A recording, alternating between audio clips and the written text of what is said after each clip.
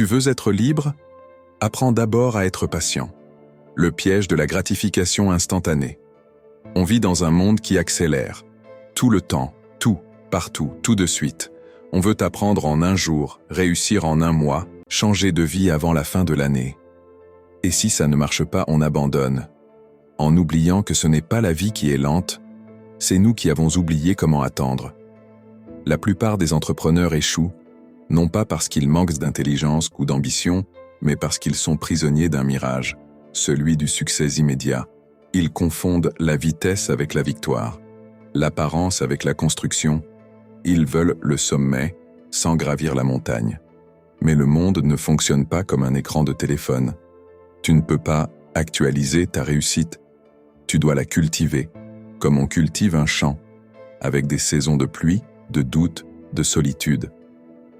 L'entrepreneuriat, c'est un dialogue avec le temps.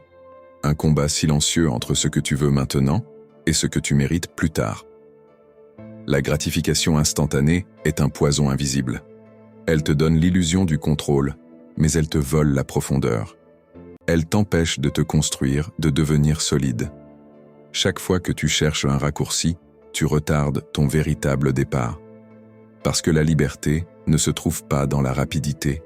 Elle se trouve dans la patience, dans cette capacité à continuer même quand rien ne se passe encore. Regarde la nature, rien ne fleurit toute l'année. Il y a des temps de croissance et des temps de silence.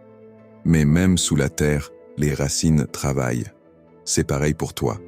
Les périodes où tu crois que rien ne bouge sont souvent celles où tout se construit.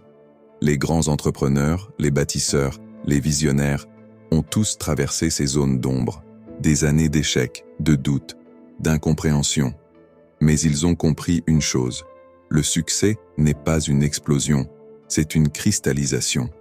Un lent travail du temps sur ta volonté. Tu veux être libre? Alors apprends à aimer l'attente, à écouter ce qu'elle t'apprend, la discipline, la constance, la foi.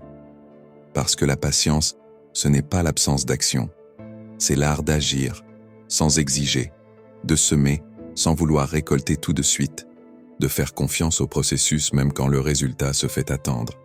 Il y a une beauté dans la lenteur, une sagesse dans la maturation, une paix que les esprits pressés ne connaîtront jamais.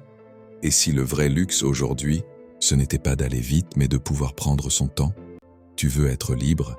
Apprends d'abord à être patient, parce que la liberté, la vraie, n'appartient pas à ceux qui courent, mais à ceux qui savent attendre, sans cesser d'avancer.